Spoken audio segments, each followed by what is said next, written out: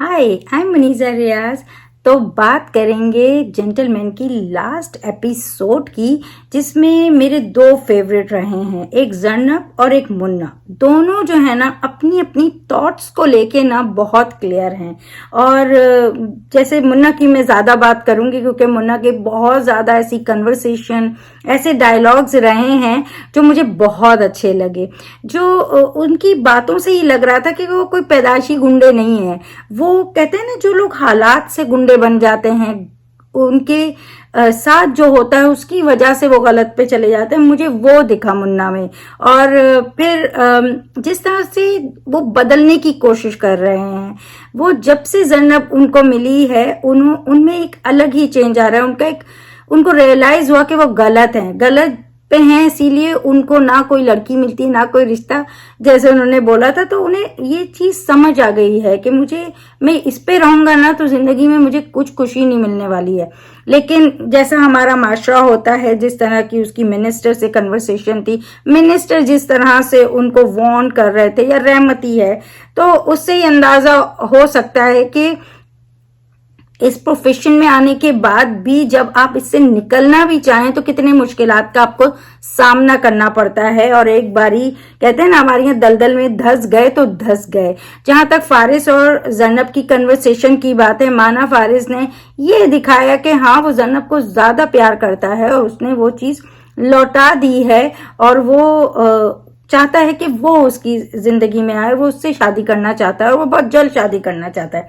तो ये भी हो सकता है कि वो उसे अपनी जिंदगी में लाने के लिए सिर्फ उसने ऐसा किया, और क्या पता बाद में दोबारा वो उसी चीज में चला जाए। तो वहां जो जर्नब ने जिस तरह से मिफ्रा के साथ उनका कन्फ्रंटेशन हुआ है और फिर उसको जिस तरह से चैलेंज किया है, मुझे बहुत सही लगा। क्योंकि धोखा बाद में हो सकता है, जैसे मैंने बोला। तो अगर अभी बात क्लियर हो जाए, ये टेस्ट पास होना बहुत ज़रूरी है, तो वो चीज़ जन्नब ने रखी है। और अगर ये नहीं पास होता तो फिर ये कभी भी सुधरने वाली बात नहीं है। तो लेट्स सी कि इनके साथ क्या होता है, किस तरह से इनकी आगे की स्टोरी जाती है।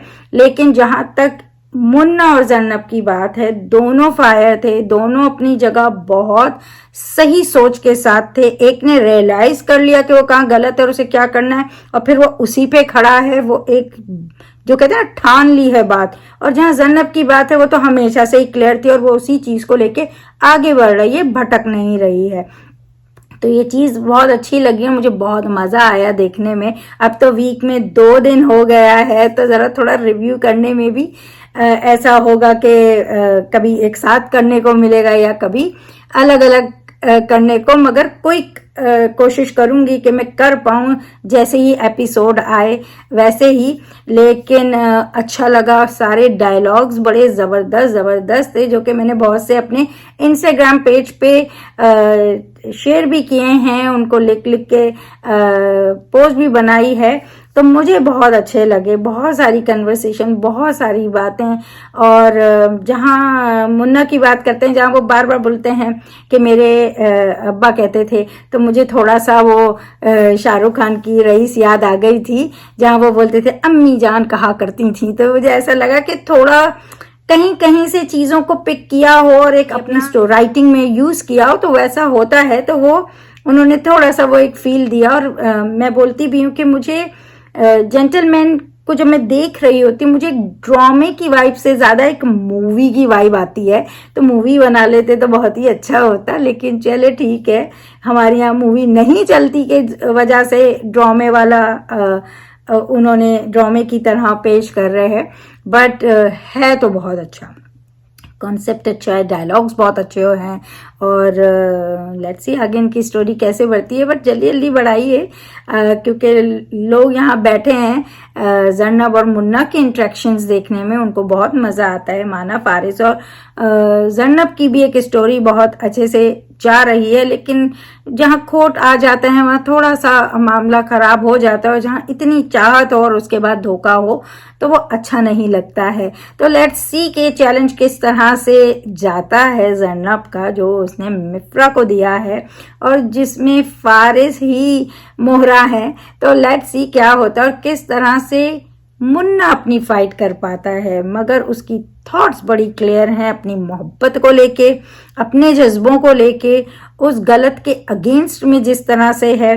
वो रहमती को जब मारने वाली बात भी की जाती है कि तुम पहल क्यों नहीं करते हो, तो वो बात बहुत अच्छी मुन्ना ने बोली थी मिनिस्टर साहब को। और ऑब्वियसली उस पहल करने से क्यों है ना, तो बात मतलब धर्म नहीं वो होना चाहिए वाली बात जो वो कहते हैं। तो बहुत अच्छे अच्छे डायलॉग्स हैं और बहुत मज़ा आया एपिसोड देखने में। बहुत एक्साइटेड है आज की एपिसोड में क्या होता है।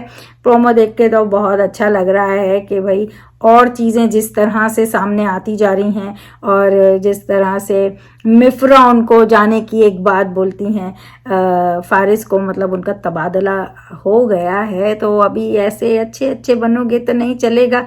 यहाँ बहुत सारी चीज़ें आपको अच्छाई की तरफ आने रोकती हैं, और मगर आपको बहुत स्ट्रांगली रहना होता है।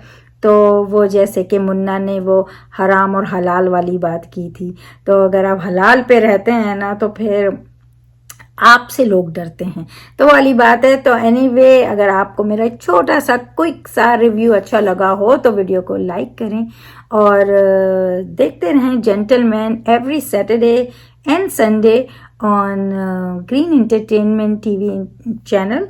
और अपना बहुत ख्याल रखें। Bye bye. Hi, this is Divyanka Tripathi Dahiya and you're watching Glitz Vision USA. Keep watching.